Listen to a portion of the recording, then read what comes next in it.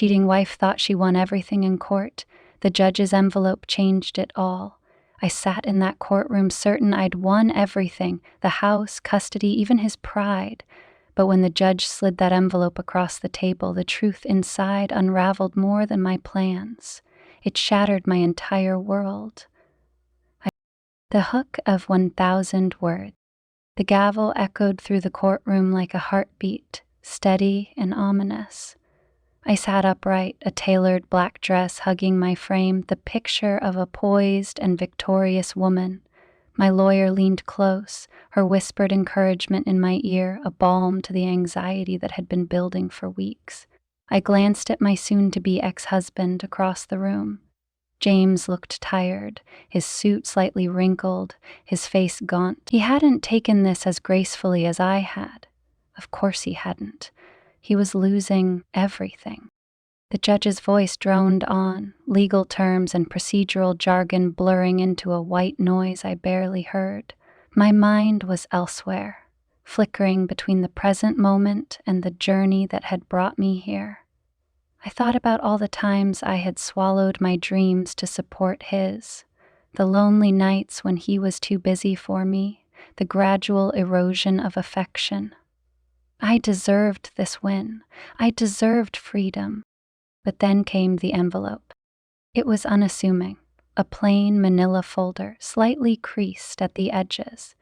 The judge picked it up with a measured hand, pausing as if to consider whether its contents truly belonged in this moment. My lawyer stiffened beside me. "This isn't normal," she murmured, her voice low and tight. I frowned, watching the judge flip the folder open. His expression didn't change, not a flicker of surprise or distaste. But when he looked up, his gaze locked on me, and something in his eyes made my stomach tighten. "Mrs. Harper," the judge began, his tone heavier than before, "before we proceed with the final settlement, there is a matter we need to address." A ripple of murmurs spread through the courtroom. My hands gripped the edges of my chair. My heartbeat roared in my ears. I glanced at James, but his face was unreadable. What was happening? The judge continued, lifting several photos from the folder and sliding them across the table toward my lawyer. She froze, her eyes scanning the images with a slow, dawning horror. Her lips parted as though she wanted to speak but couldn't find the word. "What is this?" I asked, my voice breaking the silence like glass shattering. The judge didn't answer. Instead, he handed another document to my lawyer, a written report stapled neatly together.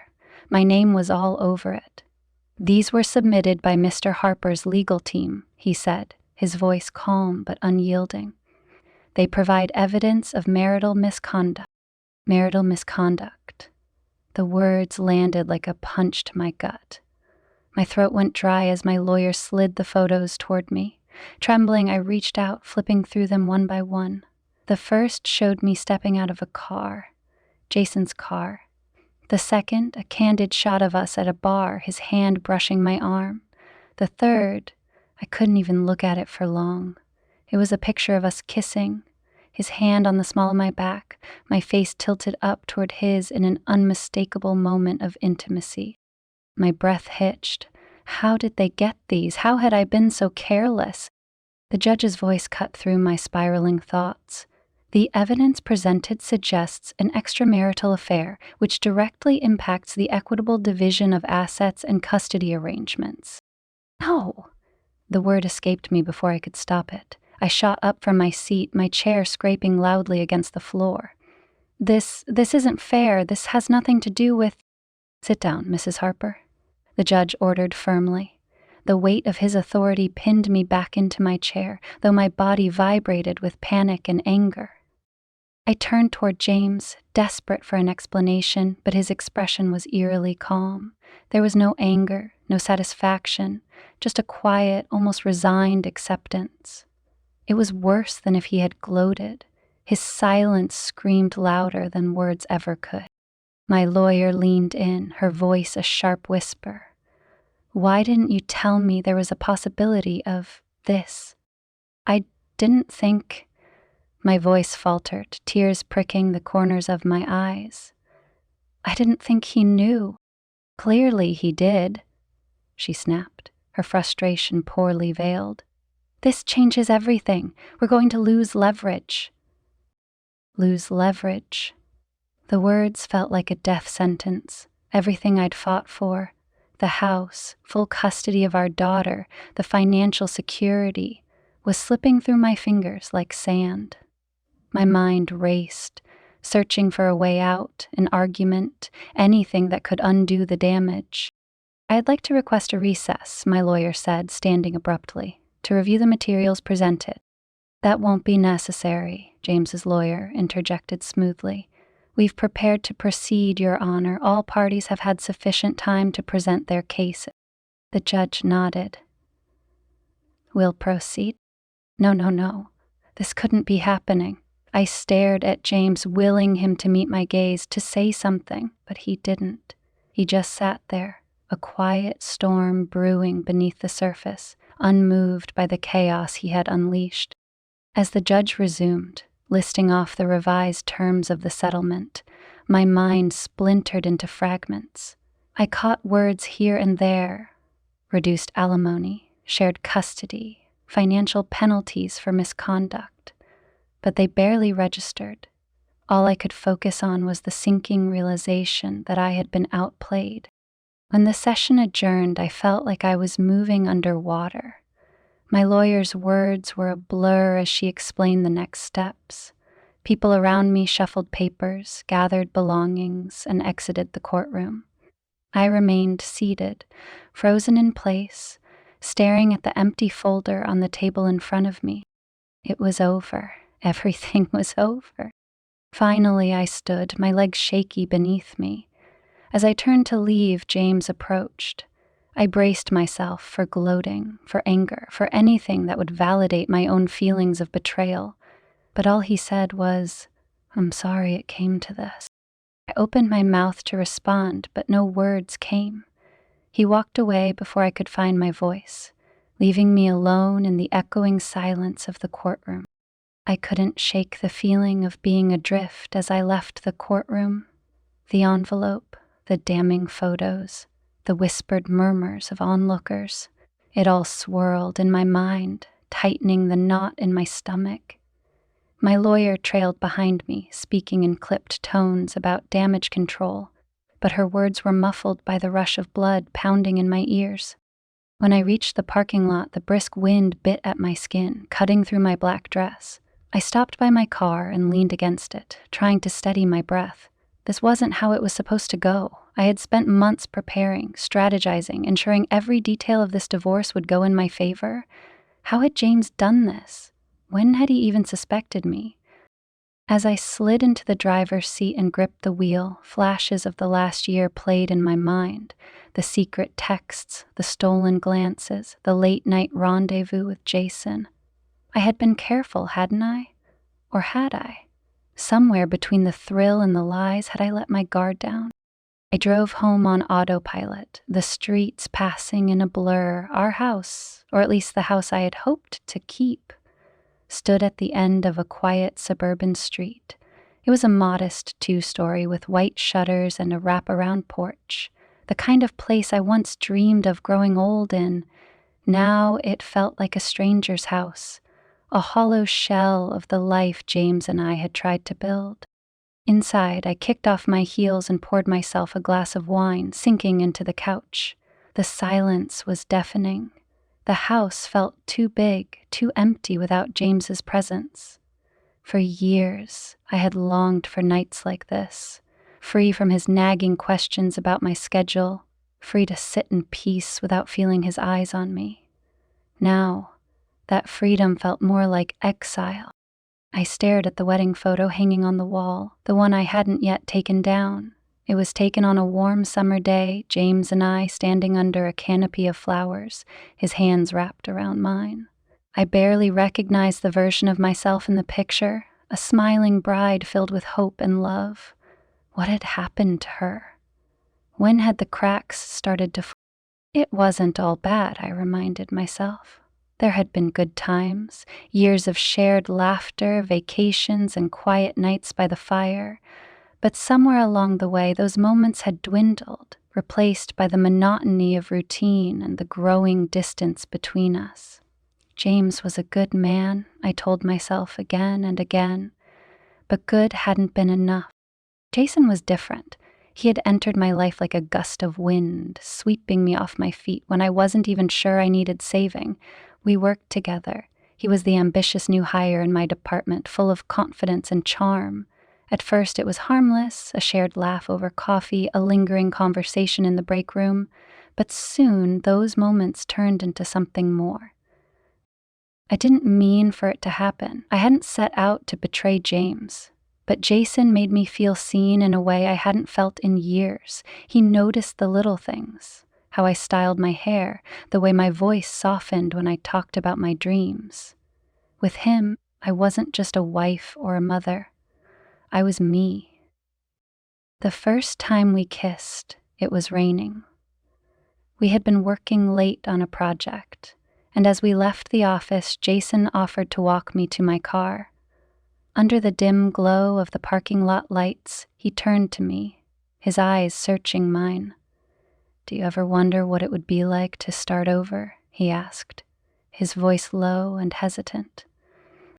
Before I could answer, he leaned in, his lips brushing against mine. I should have stopped him. I should have pulled away, but I didn't. Instead, I let myself sink into the moment, craving the spark I had been missing for so long. That kiss was the beginning of the end. From there, our affair unfolded in secret. Lunchtime escapes, hotel rooms booked under false names, whispered promises of a future that felt impossibly far away. Jason made me believe in possibilities, in a version of my life where I wasn't just surviving, but thriving. But as I sat there on the couch, the weight of everything crashing down on me, I couldn't help but wonder if it had all been worth it. Jason hadn't called since the court date. He hadn't even checked in to see how I was holding up. For someone who had once promised to always be there, his silence was deafening. I drained the rest of my wine and stood, wandering through the house. Each room was a reminder of what I was losing. The kitchen, where we had hosted countless dinners. The living room where we'd exchanged gifts on Christmas morning. The nursery we had decorated together when we thought we were ready to start a family. Upstairs, I stopped in front of our daughter Lily's room. She was spending the night at my mother's, blissfully unaware of the storm brewing between her parents.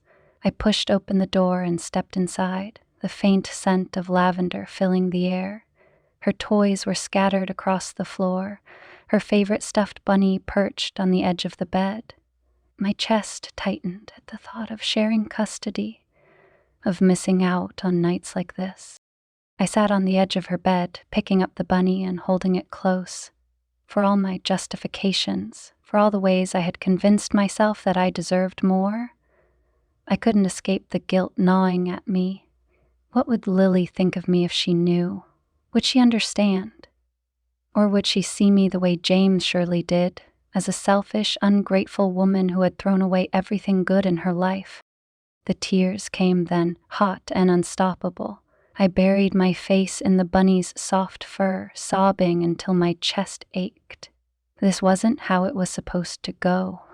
I had fought so hard to take control of my life, to rewrite the story I felt trapped in.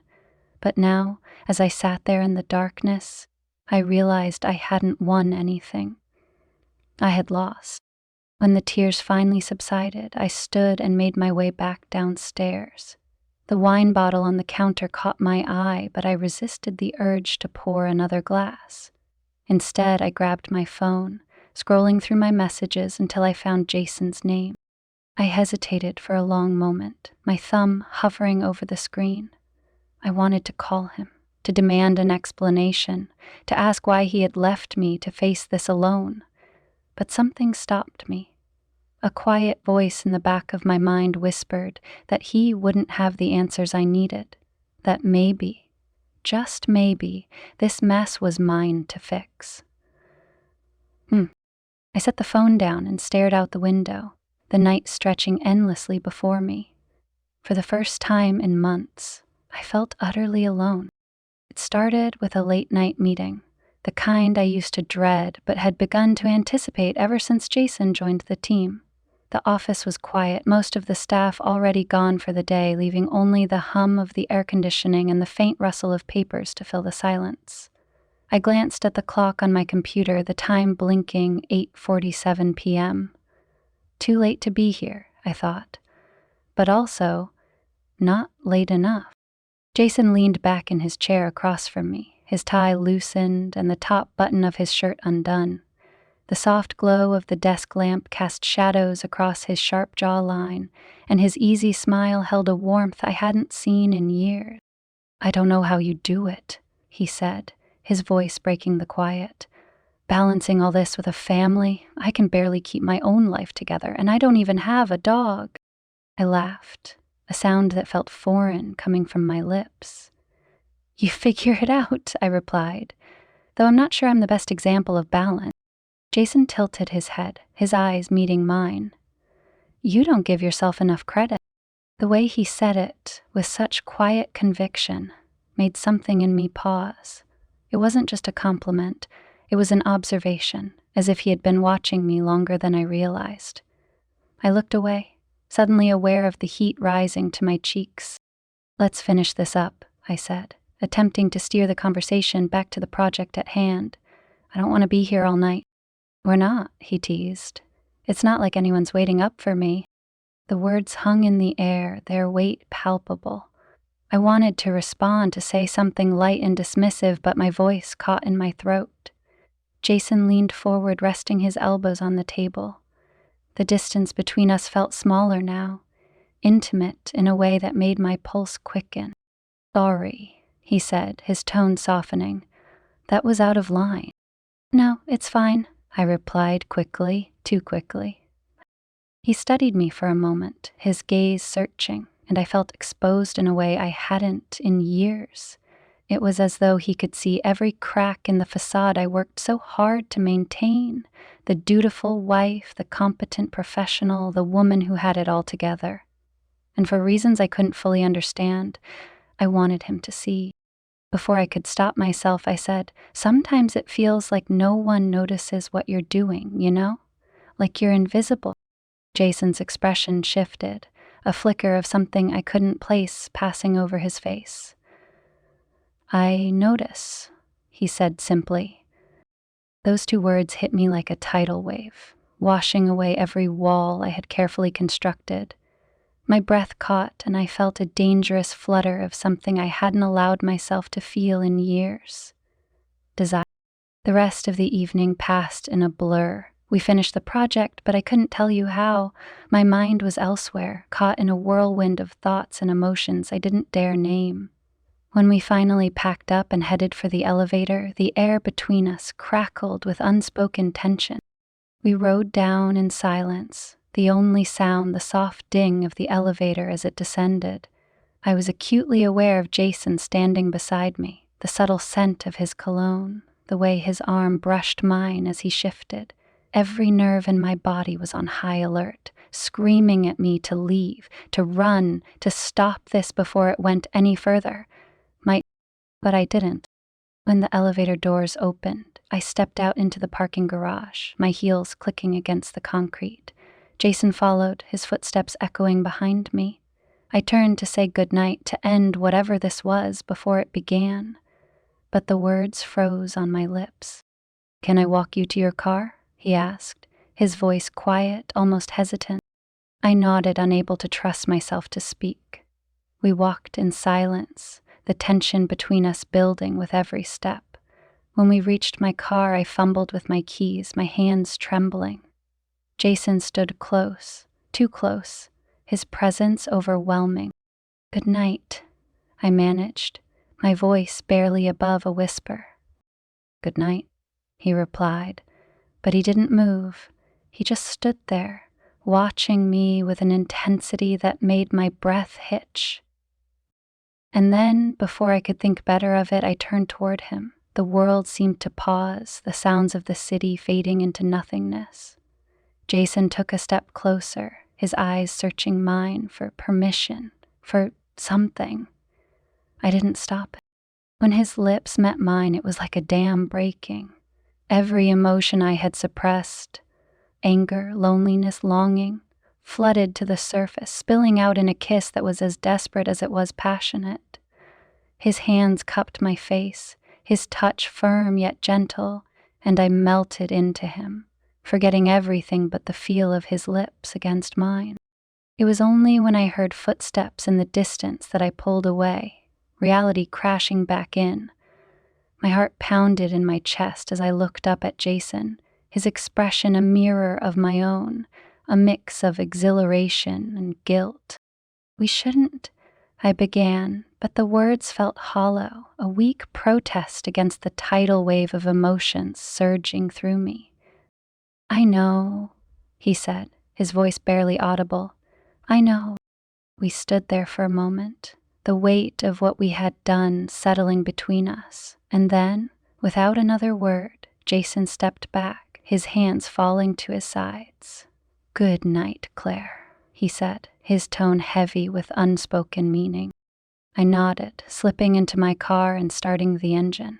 As I drove away, the taste of his kiss still lingered on my lips, a haunting reminder of the line I had just crossed. My hands gripped the steering wheel, my knuckles white, as I tried to make sense of what had just happened. This wasn't me. I wasn't the kind of woman who cheated on her husband. But as I replayed the kiss in my mind, I realized something I couldn't ignore. I didn't regret it. Not yet. When I pulled into the driveway, the house loomed before me, dark and silent. James was still away on his business trip, and the emptiness felt heavier than ever. I sat in the car for a long time, staring at the front door, unsure if I could walk through it without shattering. Finally, I took a deep breath and stepped out. The cool night air bit at my skin, grounding me as I made my way inside. I climbed the stairs to our bedroom, the weight of the evening pressing down on me. As I lay in bed, staring at the ceiling, one thought consumed me. I had opened a door that could never be closed, and I wasn't sure if I wanted to. The next morning, I woke with the taste of guilt lingering in my mouth. The memory of Jason's kiss haunted me, vivid and unrelenting. I stared at the ceiling, sunlight spilling through the blinds, and wondered how I had allowed myself to cross that line. But the guilt was tangled with something else, something dangerous, an ache to feel it again. James returned from his business trip that evening, his usual tired smile on his face. He kissed me on the cheek, a gesture so familiar yet devoid of the spark I had felt with Jason. I smiled back mechanically and went about preparing dinner as though everything were normal. But inside, I was a storm, a hurricane of emotions I couldn't. Over the next week, I tried to avoid Jason.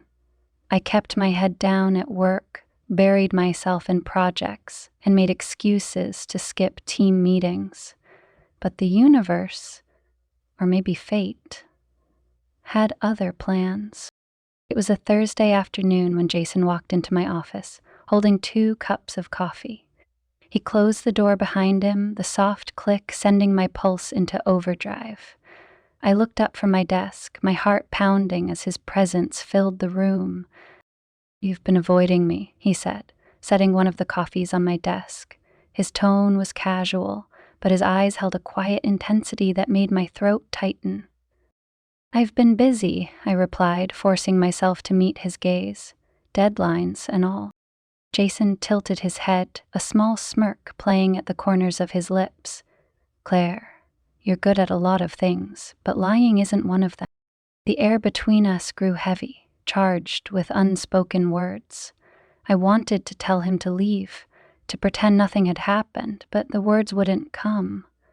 Instead, I sat there, frozen, as he leaned against the edge of my desk, his proximity making it impossible to think straight. "I can't stop thinking about you," he admitted, his voice low. "About that night." I opened my mouth to respond, but nothing came out. My thoughts were a jumbled mess, torn between the life I had built with James and the undeniable pull I felt toward Jason. We shouldn't have done that, I finally managed, though my voice betrayed the conviction I wanted to convey. Maybe, he said, his eyes locking onto mine, but it happened, and if you're honest with yourself, you wanted it as much as I did. His words hit me like a punch to the gut because they were true. I had wanted it. I still wanted it. But admitting that felt like surrendering to a force I couldn't control. Jason, this isn't... I can't... I trailed off, shaking my head as tears pricked the corners of my eyes. Hey, he said softly, reaching out to touch my hand. His fingers brushed against mine and the contact sent a jolt of electricity through me. I'm not asking you for anything, I just needed you to know how I feel. I looked at him, his expression open and vulnerable, and something in me broke. The wall I had been trying to build, the one meant to keep him out, crumbled in an instant. Jason, I whispered, but before I could say anything else, he leaned in and kissed me. This kiss was different from the first, less hesitant, more certain. His lips were warm and insistent, and I found myself melting into him, my resolve slipping away. For a moment, the world fell away, leaving only the two of us, tangled in a moment we couldn't take back. When we finally pulled apart, I was breathless, my mind racing with 100 conflicting thoughts. Jason searched my eyes, his expression a mixture of longing and uncertainty. I'll go, he said, standing and heading for the door, but before he left, he turned back to me. If you change your mind, you know where to find me. He left me there, alone in my office, my heart pounding and my mind spinning. I wanted to believe that was the end of it, that I could move on and pretend nothing had happened. But deep down, I knew better. The second time we were together, it wasn't an accident. It was a choice.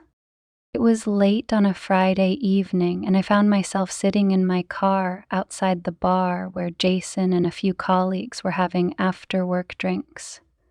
I hadn't planned to go. I had told James I was working late, another lie to add to the growing pile. But something had drawn me here, a magnetic pull I couldn't resist. When I walked into the bar, Jason's eyes found mine almost instantly. He was standing by the counter, a drink in his hand, and the smile that spread across his face when he saw me sent a thrill through my body. You made it, he said as I approached, his voice warm and inviting. Just for one drink, I replied, trying to sound casual even as my pulse raced. One drink turned into 2, then 3, and by the time the others had left, it was just the two of us. We sat in a dimly lit corner booth, the conversation flowing effortlessly, the tension between us simmering just below the surface. At some point, Jason reached across the table, his fingers brushing against mine. The touch was brief but electric, and it was all the encouragement I needed. Without a word, we left the bar, his hand guiding me gently but firmly as we walked out into the night. We ended up at a hotel, the details of how we got there blurred by the haze of wine and adrenaline. In the quiet intimacy of the room, every barrier I had tried to erect crumbled. Jason was warm and attentive, his touch igniting something in me I hadn't felt in years. For the first time in what felt like forever, I felt alive. The affair quickly became a routine, a dangerous, intoxicating escape from the monotony of my life. Lunch breaks turned into hurried rendezvous. Late nights at the office became secret getaways. Jason and I fell into a rhythm, our stolen moments together filled with laughter, passion, and the unspoken understanding that what we were doing couldn't last. At home, I became a master of deception. I smiled through dinners with James, helped Lily with her homework, and played the role of the perfect wife and mother. But beneath the surface, I was unraveling. Each lie I told, each secret I kept, felt like a weight pressing down on me. Yet, despite the guilt, I couldn't stop. Jason had become my escape, my sanctuary. With him, I felt seen, valued, desired in a way I hadn't in years. But as the weeks turned into months, I began to realize that my double life was a house of cards, one wrong move away from collapsing.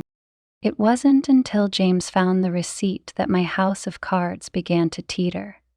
It was a small thing, a crumpled piece of paper tucked into my purse, the kind of careless mistake that should have never happened. I had forgotten to throw it away after my last rendezvous with Jason, and now it lay in James's hand, a quiet storm brewing behind his eyes. He held it up between two fingers as I walked into the kitchen, his face a mask of strained calm. "Care to explain this?" The words were simple, but the weight they carried knocked the air from my lungs. My heart raced as I stared at the receipt, the name of the hotel glaring back at me like a neon sign. Oh, my voice faltered, my mind scrambling for an excuse, an explanation, anything that could salvage this moment. But the words wouldn't come. "Glare," James said, his tone sharper now, his patience fraying at the edges. "What is this?" "It's nothing," I lied, the words tumbling out before I could stop them. "It's just a receipt from a business meeting."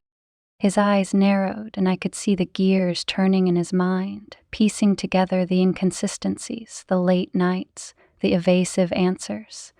"A business meeting at a hotel?" he asked, his voice cold. "Do you really expect me to believe that?" My throat tightened, and for a moment I considered coming clean, laying everything out in the open. But the fear of what might come next paralyzed me.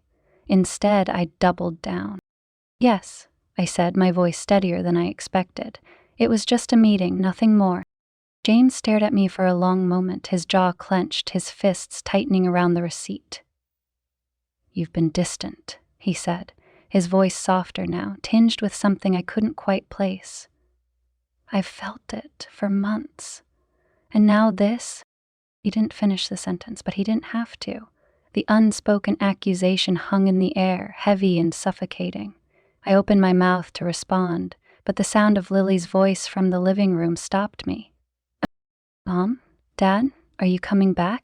James's gaze lingered on me for a moment longer before he shoved the receipt into his pocket. "We'll talk later," he said, his tone curt.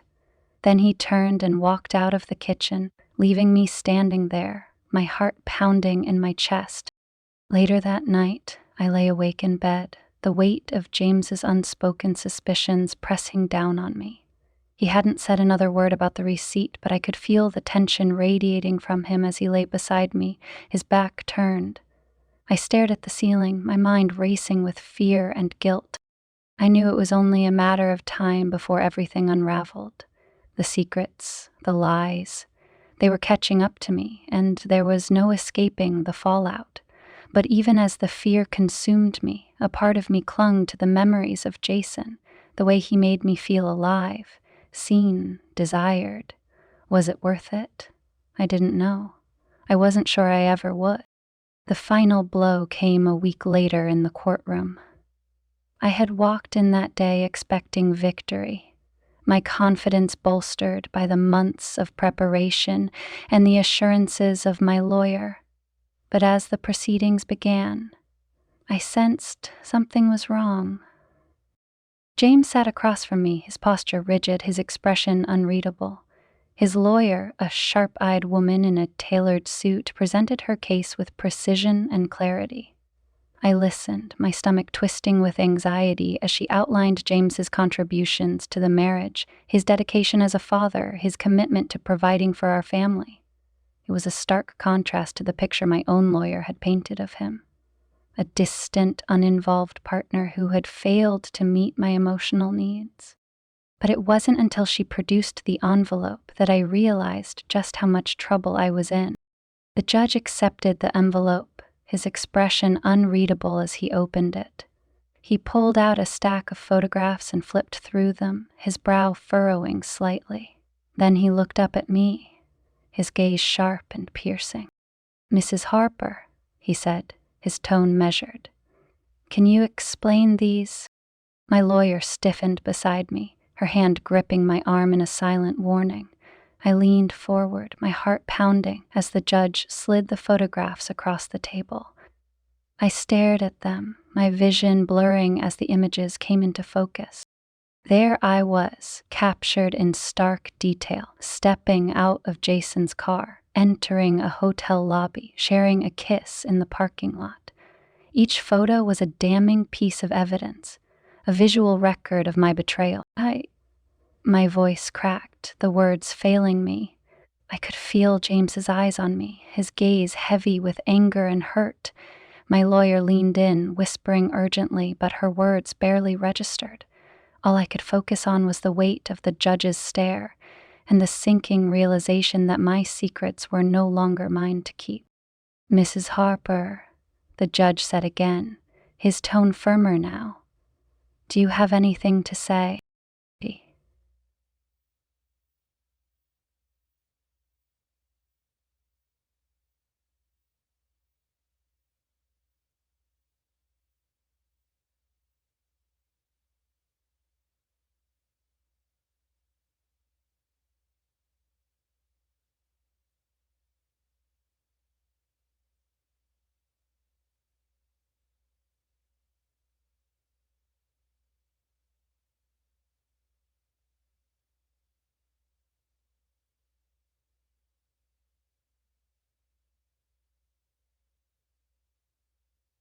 I swallowed hard.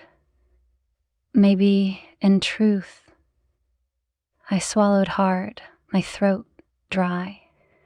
Those aren't what they seem.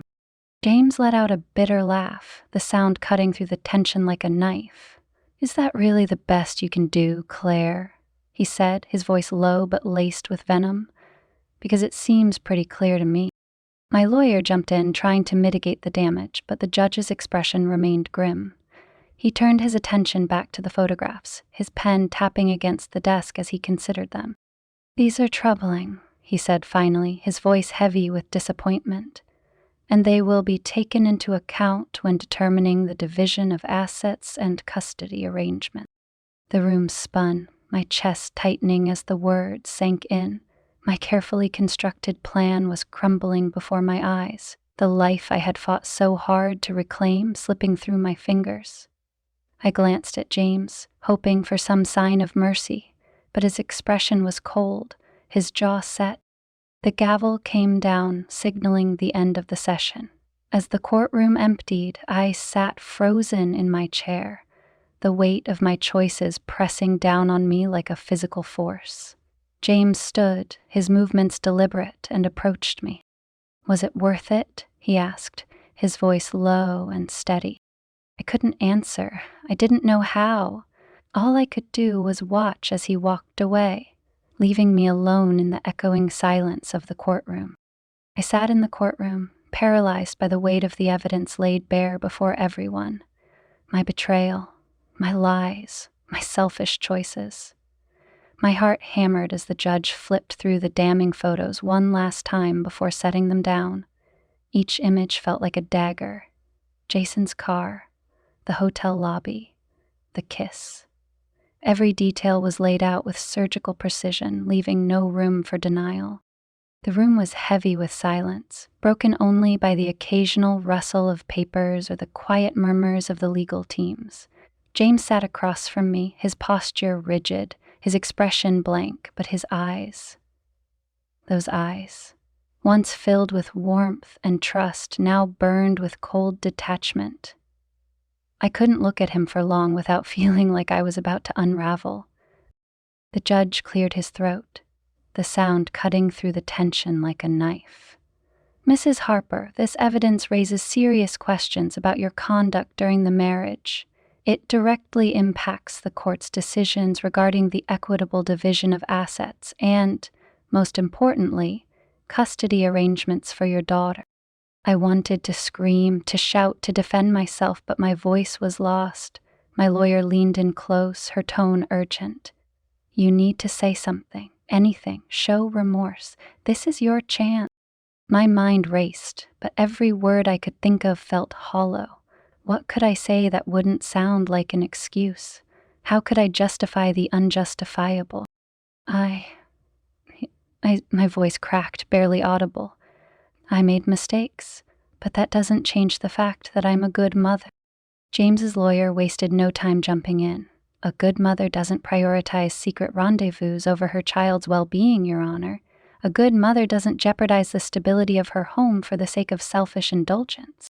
I flinched at her words, the truth in them cutting deeper than I cared to admit. I wanted to fight back, to argue that I wasn't selfish, that I had been suffocating in a loveless marriage, that I had been desperate for something, anything to make me feel alive again. But who would believe me now? The judge's gaze bore into me, his voice measured but stern. This court has to consider not only the evidence presented, but also the broader implications of these actions on the child's welfare. Custody arrangements must prioritize stability and a healthy environment. Based on the evidence, I find it difficult to grant Mrs. Harper sole custody. The words hit me like a physical blow. My breath caught in my throat as the judge continued. Custody will be shared, with primary residence awarded to Mr. Harper. Mrs. Harper will have visitation rights every other weekend and on designated holidays. I whispered, the word barely escaping my lips. No, please. I stood, my desperation overriding my sense of decorum. Your Honor, please, you can't do this. Lily needs me. She's my daughter. The judge held up a hand, his expression firm. Mrs. Harper, I understand this is difficult, but the court's decision is final. This is about what's best for the child. I sank back into my seat, tears streaming down my face as the gavel came down, sealing my fate. My lawyer squeezed my arm, murmuring something about appeals and next steps, but her words were a blur. All I could focus on was the image of Lily's room at home, the little bed with a pink comforter, the shelf full of books we used to read together. The thought of walking past that room, knowing she wasn't there, was unbearable. James stood, his movements deliberate and measured. He adjusted his tie, his face unreadable, and turned to leave the courtroom. But as he passed me, he paused. Was it worth it, Claire? He asked, his voice low but steady. Was he worth losing everything? I couldn't answer. My throat was tight, my chest constricted. He didn't wait for a response. He walked out of the room, leaving me alone with my shame. Later that evening, I found myself back at the house that was no longer truly mine. The court had awarded it to James as part of the settlement, and I was given 60 days to vacate. The air inside felt different now, heavy with the weight of finality. The echoes of Lily's laughter, the warmth of family dinners, the memories we had built here, all of it felt like a ghost haunting these walls. I wandered through the rooms, trailing my fingers along the familiar surfaces. The kitchen, where James and I had cooked meals together in the early days of our marriage, now felt cold and distant. The living room, once filled with the glow of Christmas lights and the hum of family movie nights, was eerily silent. When I reached Lily's room, I hesitated at the door. The pink walls and the stickers she had carefully placed on her dresser seemed to mock me. I stepped inside, picking up her favorite stuffed bunny from the bed. My chest tightened as I clutched it to me, the reality of what I had lost crashing down like a tidal wave. I thought of Jason then, of the promises he had made and the passion we had shared. I pulled out my phone, my hands trembling as I scrolled through our messages, but there was nothing recent, no calls, no texts, no sign that he was even thinking about me. With a shaky breath, I dialed his number. It rang twice before going to voicemail. I tried again, but the result was the same. He wasn't answering. Tears welled up as I sank onto the edge of Lily's bed, the phone slipping from my hand. The truth I had been avoiding was finally impossible to ignore. Jason had been an escape, a fantasy, But he wasn't my future. He wasn't here when everything fell apart.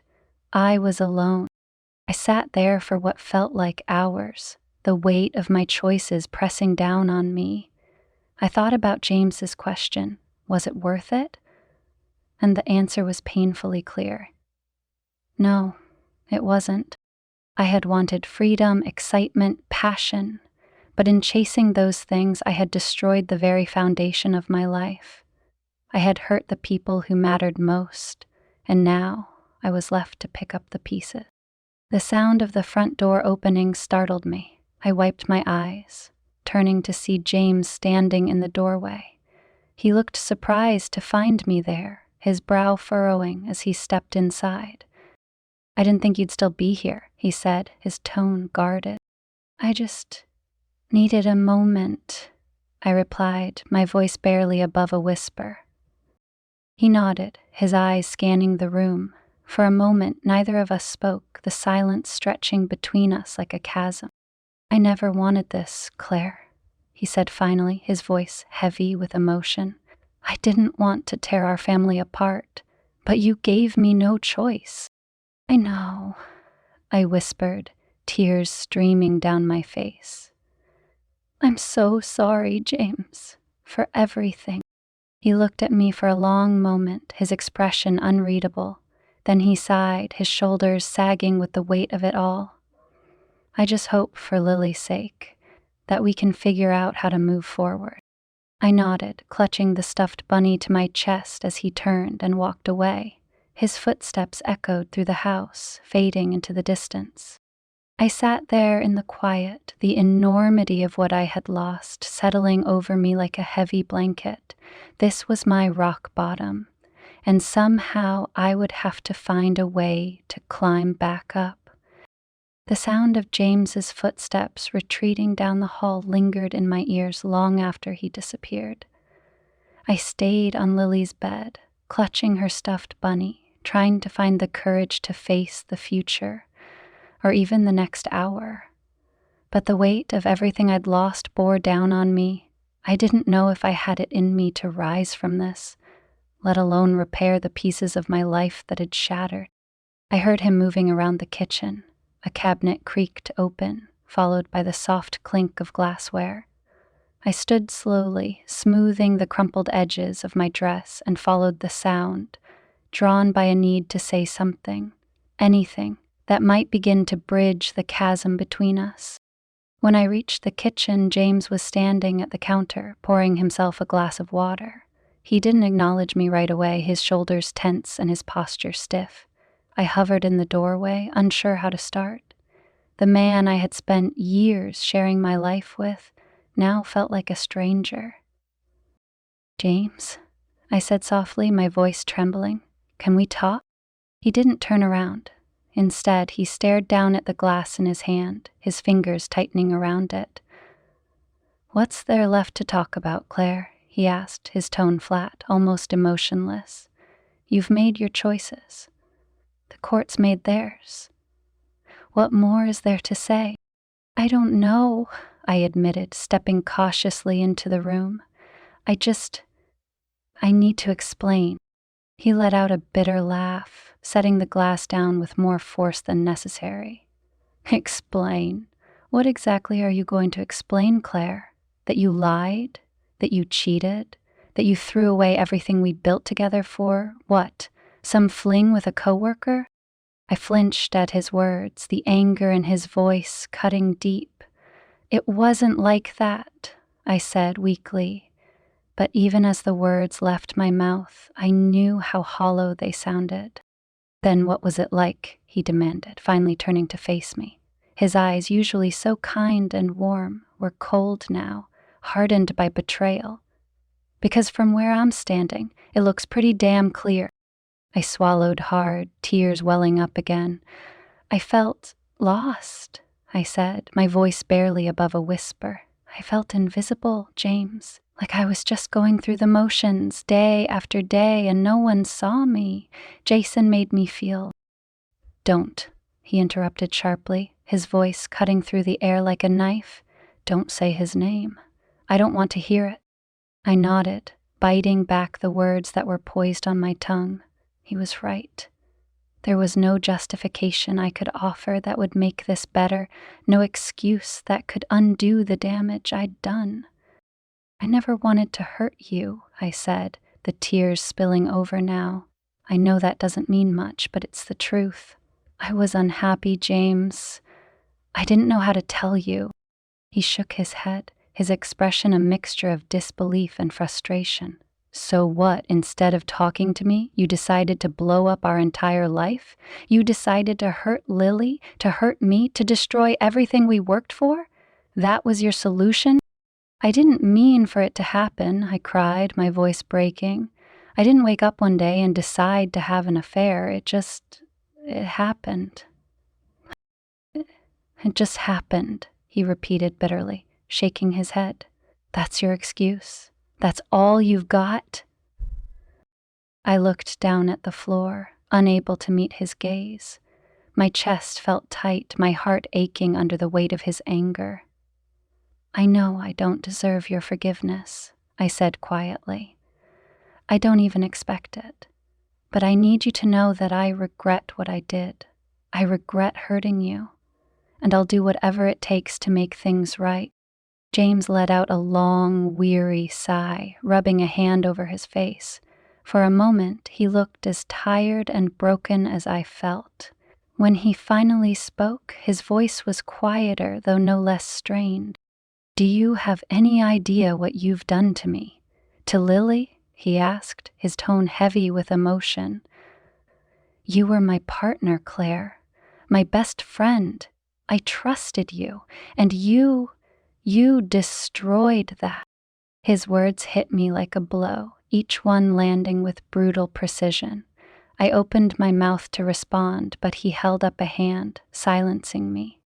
I'm not saying this to hurt you, he continued. I'm saying this because I need you to understand what you've done.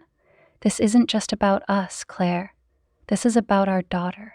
About the life we built for her, and now, because of your choices, she has to grow up in a broken home. I know, I whispered, my voice trembling. I hate myself for it, James. I hate what I've done. If I could go back and change everything, I would, but I can't. The room fell silent, the weight of our shared pain pressing down on us. James leaned against the counter, his head bowed, as if trying to collect his thoughts. When he finally looked up, his eyes were filled with a sadness that broke my heart all over again. I don't know if I can ever forgive you, Claire, he said, his voice soft but firm. But for Lily's sake, we have to figure out a way to move forward. We have to find a way to be civil, to co-parent, to make this work, because she deserves that. I nodded, the lump in my throat making it impossible to speak. He was right, of course. Lily deserved better than this, better than the mess I had created, and if that meant swallowing my pride, accepting my mistakes, and working to rebuild what little trust we had left, then that's what I would do. I'll do whatever it takes, I said finally, my voice barely above a whisper. For Lily? James studied me for a long moment, his expression unreadable. Then he nodded, pushing himself off the counter. We'll see, he said simply, before walking past me and out of the kitchen. I stood there for a long time after he left, staring at the empty space where he had been. The confrontation had left me drained, but it had also given me a sliver of hope. James didn't forgive me. Not yet, maybe not ever, but he was willing to try for Lily's sake, and that was more than I deserved. As I turned off the kitchen light and made my way upstairs, I couldn't shake the feeling that this was just the beginning. The road ahead would be long and difficult, but for the first time in a long time, I was ready to face it. The days that followed the courtroom's ruling were a blur of adjustments and difficult conversations. James and I barely spoke outside of coordinating visitation schedules for Lily, and even those exchanges were clipped and formal. I moved into a small apartment across town, a modest 2-bedroom with just enough space for Lily to have her own room. The emptiness of it, the unfamiliarity, felt suffocating at first. This wasn't how I envisioned my life, but it was my reality now, and I had no choice but to face it. The first drop-off. The first weekend Lily came to stay with me was harder than I anticipated. James arrived promptly at 6 on Friday evening, walking Lily to the door but staying just outside the threshold. He held a small overnight bag in one hand and Lily's favorite stuffed bunny in the other. Lily, for her part, seemed cheerful, her usual bubbly self masking any discomfort she might have felt about this new arrangement.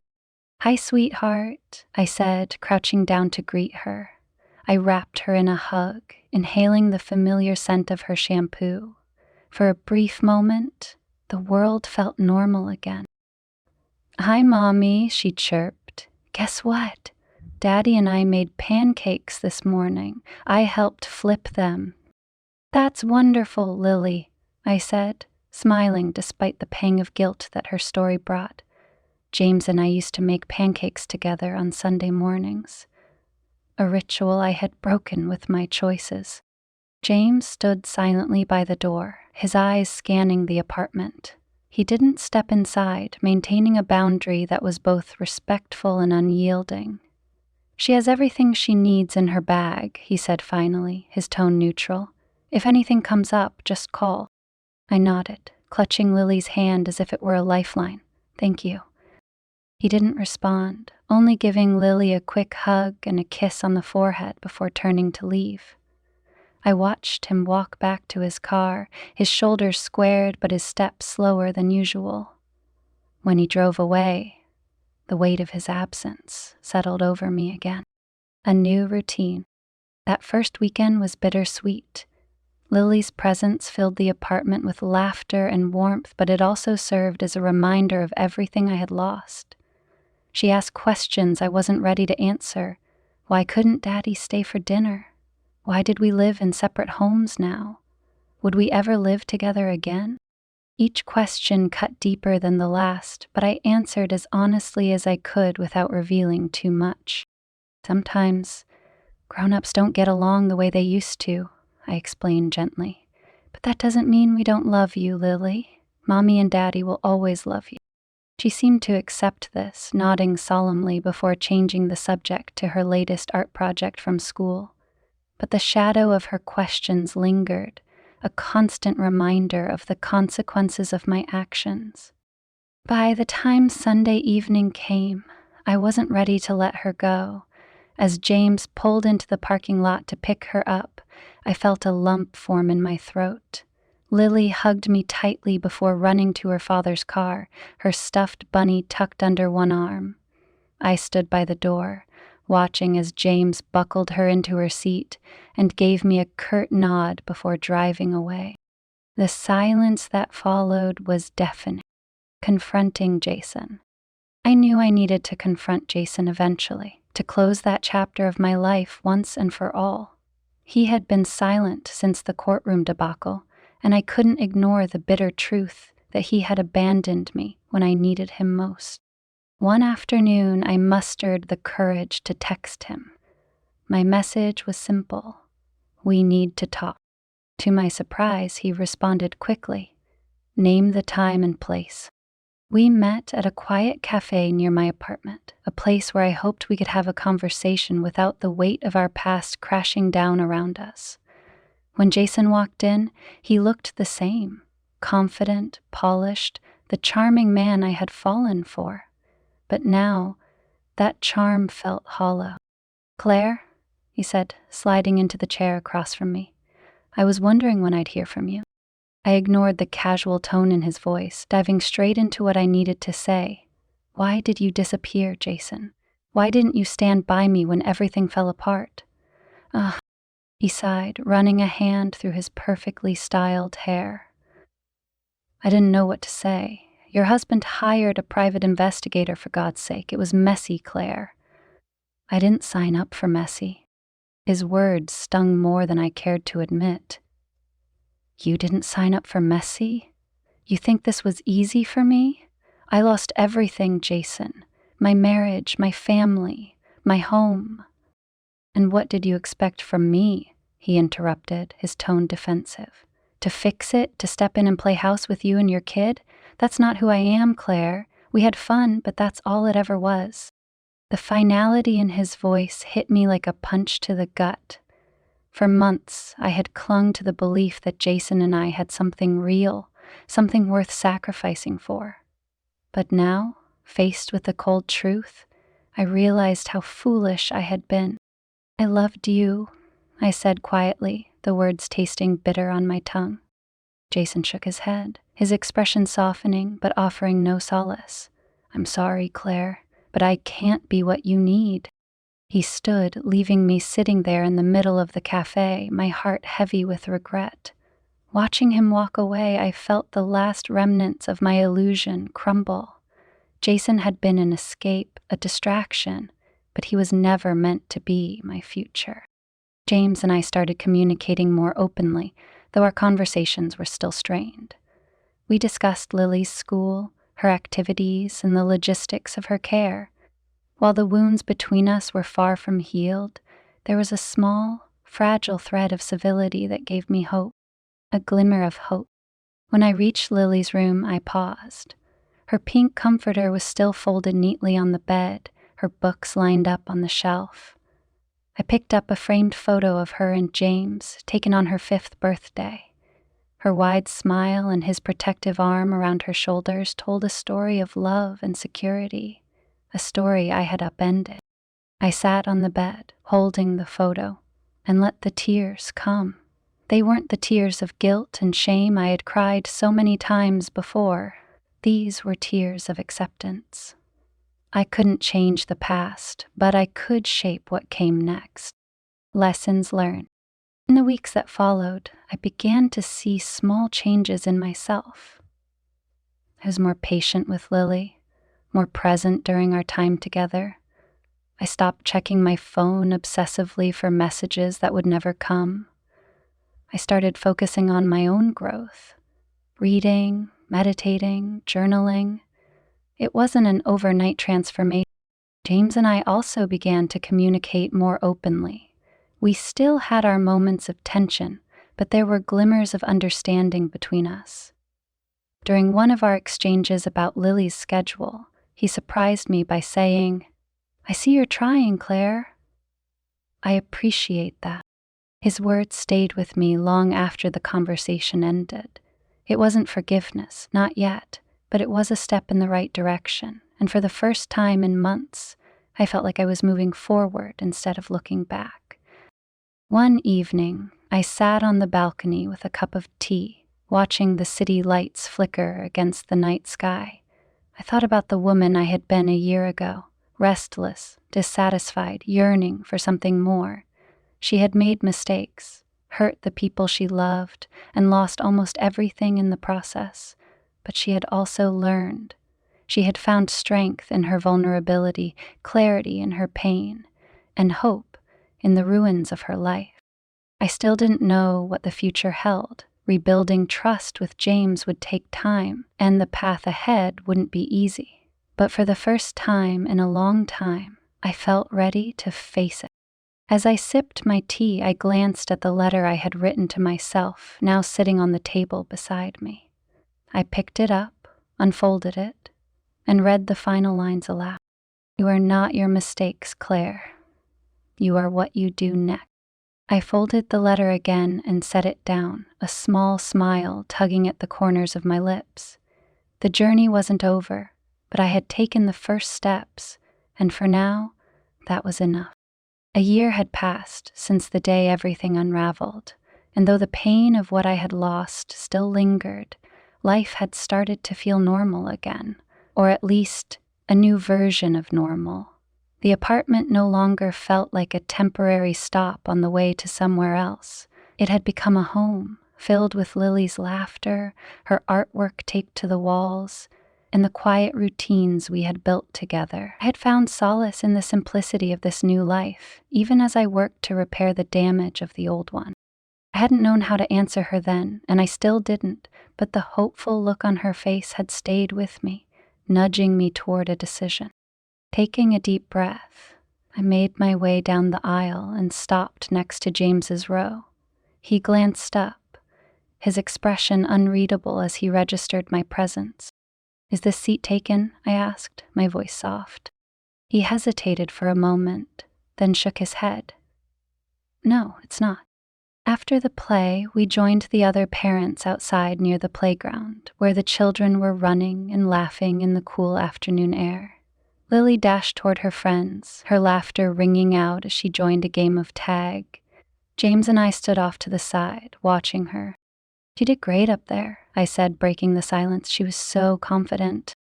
James nodded, his hands in his pockets. "Yeah, she really was. She's come a long way this year." There was something in his tone, an openness that hadn't been there in months. I took a deep breath, gathering my courage. "James, I just want to say thank you for being so patient with me, for being such a good father to Lily." He turned to me, his eyes searching mine. "I'm not sure patience is the right word," he said, a small smile tugging at the corner of his mouth. "But I appreciate that."